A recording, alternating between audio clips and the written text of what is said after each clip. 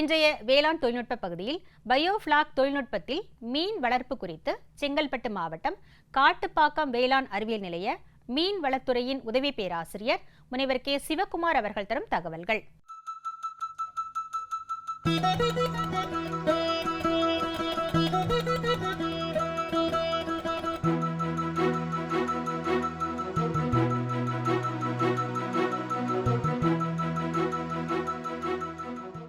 இன்றைக்கி நம்ம என்ன தலைப்பு பார்க்க போகிறோம் அப்படின்னு பார்த்தீங்கன்னா பயோஃப்ளாக் தொழில்நுட்பம்.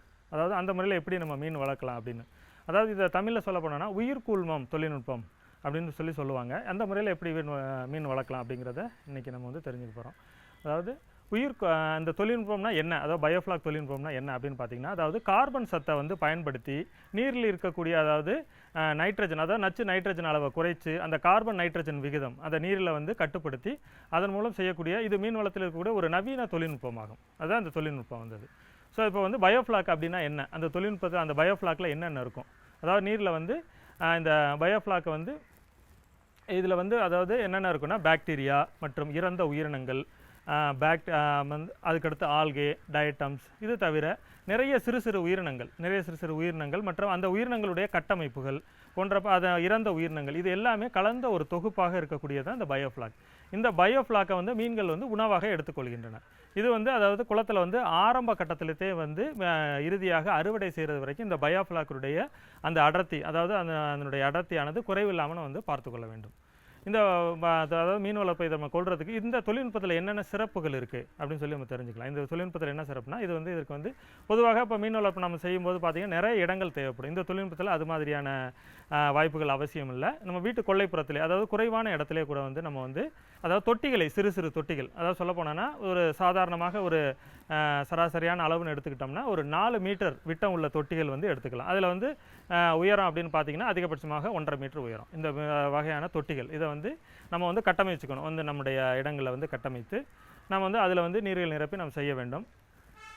இந்த தொட்டிகளானது வந்து எப்படி மாதிரியான தொட்டிகள் நம்ம அமைக்கலாம்னா, ஒன்று சிமெண்ட் தொட்டி, இல்லைனா எஃப்ஆர்பி என்று சொல்லக்கூடிய பிளாஸ்டிக்கை பயன்படுத்தி அமைக்கக்கூடிய தொட்டிகள், இல்லை என்று எளிமையான முறையில் சற்று அமைக்கணும்னா இரும்பு பிரேம்களை பயன்படுத்தி, அதாவது பிளாஸ்டிக் சீட்டுகள்னு சொல்லுவாங்க. அதனுடைய திக்னஸ் இப்போ எடுத்துக்கிட்டிங்கன்னா ஒரு சராசரியாக 550 GSM, அதாவது 550 GSM உடைய சீட்டுகளை வந்து உள்ளே போர்த்தி நம்ம வந்து அதில் நீர் நிரப்பி நாம் பயன்படுத்தலாம். இதற்கு நம்ம ஆரம்ப கட்டத்தில் என்ன பண்ணணும், இந்த மாதிரி கட்டமைப்பு நாம் செய்ததுக்கப்புறம் இதற்கு ஏற்றவாறு நீர் வருவதற்கு மற்றும் நீர் வெளியேற்றுவதற்கு தகுந்த மாதிரியான அமைப்புகளை நாம் வந்து ஏற்படுத்தி கொள்ள வேண்டும்.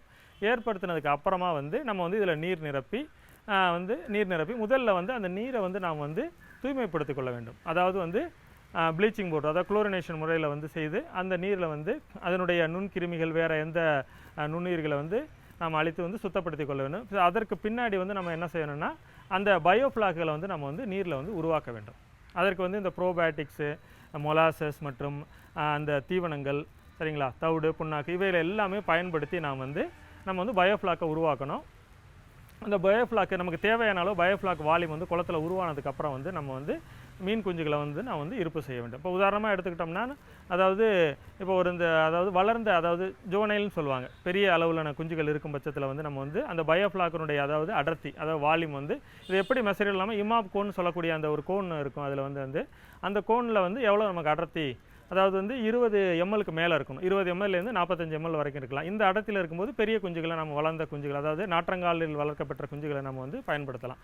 அதாவது 50 கிராமுக்கு மேலே உள்ள குஞ்சுகள், இல்லை 50 கிராமுக்கு குறைவான அளவு உள்ள சிறிய குஞ்சுகளை, விரலளவு உள்ள ஃபிங்கர்லிங்னு சொல்லுவோம், அந்த குஞ்சுகள் நாம் பயன்படுத்தும் போது பார்த்திங்கன்னா அந்த வால்யூமானது 10லிருந்து 20 கிலோ இருந்தால் போதுமானது அந்த வால்யூம். அதற்கப்புறம் நம்ம குஞ்சு பயன்படுத்தணும். பொதுவாக பார்த்தீங்கன்னா சற்று வளர்ந்த குஞ்சுகளை பயன்படுத்தினீங்கன்னா நல்லது. ஏன்னா வந்து பயோஃப்ளாக்கில் எவ்வளோ காலம் நம்ம வந்து வளர்ப்பு காலம் குறைஞ்சி வளர்க்குறது வந்து மிக நல்லது.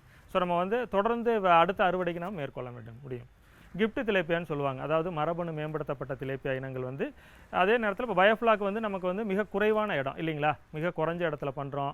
அந்த தொட்டியில் பண்ணும்போது பார்த்திங்கன்னா மிக அந்த ஈர்ப்படத்தை வந்து அதிக ஈர்ப்படத்தை தாங்கி வளரக்கூடிய ஈர்ப்படத்தை தாங்கி வளரக்கூடிய மீன் இனத்தை நம்ம பயன்படுத்தணும். அப்போ பார்க்கும்போது இந்த கிஃப்ட் திலேப்பியாங்கிற மீன் வகை மிக பொருத்தமாக இருக்குது. அதுக்கு அடுத்தபடியாக பார்த்திங்கன்னா பங்கேசியஸ் கெளுத்திங்கிற மீன் இனம் பொருத்தமாக இருக்குது. அதற்கு அடுத்தபடியாக சாதா கெண்டைன்னு சொல்லுவோம், அதுவும் நம்ம சேர்ந்து பயன்படுத்தலாம். இல்லை சாதா கெண்டையில் மேம்படுத்தப்பட்ட இனம் அமூர் சாதா கெண்டைன்னு சொல்லுவாங்க, அதுவும் கூட நம்ம பயன்படுத்தலாம்.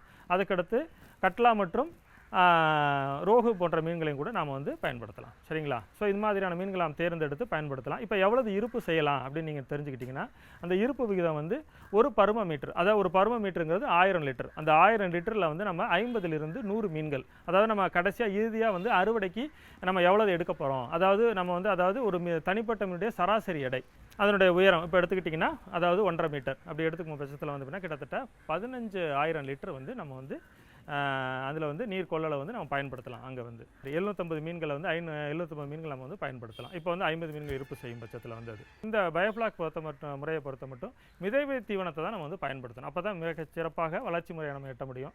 அந்த மிதவை தீவனமானது வந்து நேரம்னு எடுத்துக்கிட்டிங்கன்னா காலை 6 மணிக்கு கொடுக்கலாம், மாலை வந்து 6 மணிக்கு, இந்த 2 வேளையாக நம்ம வந்து கொடுக்கலாம். அதற்கு அடுத்தபடியாக நம்ம என்ன செய்யலாம்னா, இந்த மீன்களை வந்து நம்ம வந்து தக்க இடைவெளியில் 15 நாட்களுக்கு ஒரு முறையோ அந்த காலகட்டத்தில் வந்து மீன்களை பிடித்து அதனுடைய சராசரி உடல் எடை தெரிந்து அதற்கு ஏற்றவாறு நம்ம வந்து தீவனம் வழங்கும் விகிதத்தை வந்து நம்ம வந்து மாற்றிக்கொள்ளலாம்.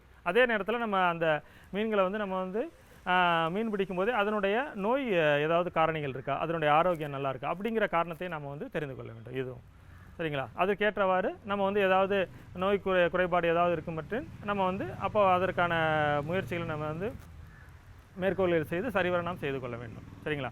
பயோஃப்ளாக் பொறுத்த மட்டும் முறை பார்த்தீங்கன்னா பல நன்மைகள் இருக்குது. முன்னாடி சொன்ன மாதிரி அதாவது குறைவான இடத்துல பண்ண முடியும், மிக குறைவான இடம் மற்றும் நீர் தேவை, மற்றும் மீன் பிடிப்பு வந்து நம்ம வந்து எந்த நேரத்தில் வேணாலும் செய்து கொள்ளலாம். இதற்கு அது குளத்தில் பிடிப்பது போல் பெரிய வலைகள் அவசியம் இல்லை, கைவலைகள், சிறிய அளவிலான கைவலைகளை பயன்படுத்தியே நம்ம வந்து மீன் பிடிப்பு வந்து மேற்கொள்ள முடியும். அதே நேரத்தில் நம்ம மீன் விற்பனை வந்து உயிர் மீன்களை நம்ம வந்து விற்பனை செய்ய முடியும். இது மாதிரி பல நன்மைகள் இருக்குது. ஸோ அதுக்கடுத்து முக்கியமான என்னென்னா, இந்த இதில் வந்து நீர், அதாவது பயோஃப்ளாக்கை பொறுத்த மட்டும் இந்த பராமரிப்புன்னு சொல்லுவாங்க, அதாவது இருக்கக்கூடிய எல்லா பராமரிப்புமே மீனுடைய ஆரோக்கியம் மற்றும் அதனுடைய தீவன பராமரிப்பு, மிக முக்கியமானது நீர் பராமரிப்பு. ஏன்னா மிக குறைவான இடத்துல நம்ம வளர்க்குறதுனால அதனுடைய அந்த ஆக்சிஜனுடைய அளவு வந்து இறுதி வரை மீன் குஞ்சு நம்ம இருப்பு செய்தலிருந்து இறுதி வரை வந்து அந்த குறைவில்லாமல் நம்ம பார்த்துக்கொள்ள வேண்டும். அதுதான் மிக முக்கியமான விஷயம். அதற்கடுத்து தினசரி அதனுடைய நீரினுடைய அமோனியா அளவு, நைட்ரேட் அளவு மற்றும் வந்து அதனுடைய பயோஃப்ளாக் அதனுடைய அடர்த்தி, அந்த கோன் எடுத்து நம்ம வந்து இமாப் கோனை பயன்படுத்தி பார்க்கும்போது அதனுடைய அடர்த்தி இது ரொம்ப முக்கியம். ஸோ அப்போ அந்த ஏன்னா மீன்கள் வந்து அப்போ தான் நமக்கு வந்து அதாவது நம்ம கொடுக்கக்கூடிய தீவனங்களை சாப்பிடுவது மட்டும் இல்லாமல் அது போக மிச்சம் இருக்கக்கூடிய அந்த இதில் வந்து பயோஃப்ளாக்கையும் சாப்பிட்டு வளருது. ஸோ அதுதான் இதனுடைய அந்த தொழில்நுட்பத்தில் மிக முக்கியமான விஷயம். அதாவது மிக சுருக்கமாக சொல்ல போனோம்னா, மீன்களுடைய அந்த கழிவுகளை பயன்படுத்தி, அந்த கழிவிலிருந்து வரக்கூடிய அந்த நைட்ரஜன் நச்சு பொருட்கள் அந்த பயன்படுத்தி கார்பனை சேர்த்து உணவாக நாம் மாற்றுகிறோம். அதுதான் இந்த தொழில்நுட்பத்தில் மிகச்சிறந்த ஒரு இது வந்து இந்த பயோஃப்ளாக் தொழில்நுட்பத்தை பொறுத்த மட்டும் எங்கள் கேவிகே காட்டுப்பாக்கம் சைட்லேருந்து விவசாயிகளுக்கு நாங்கள் என்ன பண்ணுறோன்னா, விவசாயிகளுக்கு நாங்கள் வந்து இது தொடர்பான பயிற்சிகள் நாங்கள் வந்து கொடுத்துட்ருக்கோம். சரிங்களா? களப்பயிற்சியாக இருக்கட்டும், இது நிலைய பயிற்சி, 2 பயிற்சியுமே நாங்கள் வந்து விவசாயிகளுக்கு கொடுத்துட்ருக்கோம் அந்த பயோஃப்ளாக் முறையை பொறுத்த மட்டும். ஸோ அதனால் நீங்கள் வந்து இது தொடர்பான தொழில்நுட்ப தகவல், எப்படி மீன் வளர்ப்பு பண்ணலாம், அதில் ஏதாவது உங்களுக்கு இப்போ வந்து அதனுடைய டேங்கை வந்து எப்படி கட்டமைப்பு பண்ணலாம், இது சம்மந்தமாக நாங்கள் பயிற்சி வந்து விவசாயிகளுக்கு வந்து அனைவருக்கும் நாங்கள் தெரியப்படுத்துகிறோம். அது எங்களில் பத்திரிகையிலும் கூட நாங்கள் இந்த பயிற்சி தொடர்பான தகவலை நாங்கள் வந்து தெரியப்படுத்துகிறோம். ஸோ இது வந்து என்ன பார்த்தீங்கன்னா, இன்றைக்கி இந்த பயோஃப்ளாக் தொழில்நுட்பம் வந்து ஒரு மீன் வளர்ப்பு இருக்கக்கூடிய முறையில் வந்து ஒரு நவீன தொழில்நுட்பம். இதுதான் இப்போ இருக்கக்கூடியதில் மிக நவீன தொழில்நுட்பம். ஸோ அதனால் இந்த தொழில்நுட்பம் நீங்கள் வந்து மேற்கொள்வதற்கு முன்னாடி நீங்கள் வந்து போதிய பயிற்சி எடுத்துங்க, விவசாயிகள் நல்ல போதிய பயிற்சி எடுத்துங்க. அதுதான் இதனை பற்றின முழுமையான தகவல்களை நீங்கள் தெரிஞ்சுக்குங்க. ஏன்னா வந்து மிக குறைவான இடத்துல நாம் செய்யும்போது அதற்கு அந்த முறையை முழுமையாக தெரிஞ்சுக்கிட்டு பண்ணால் தான் நாம் வந்து வெற்றி அடைய முடியும். அதனால் இந்த பயிற்சிகளை வந்து முறையாக எடுத்துக்கிட்டு பின்னர் வந்து இந்த முறையை வந்து நீங்கள் வந்து பயன்படுத்துங்க.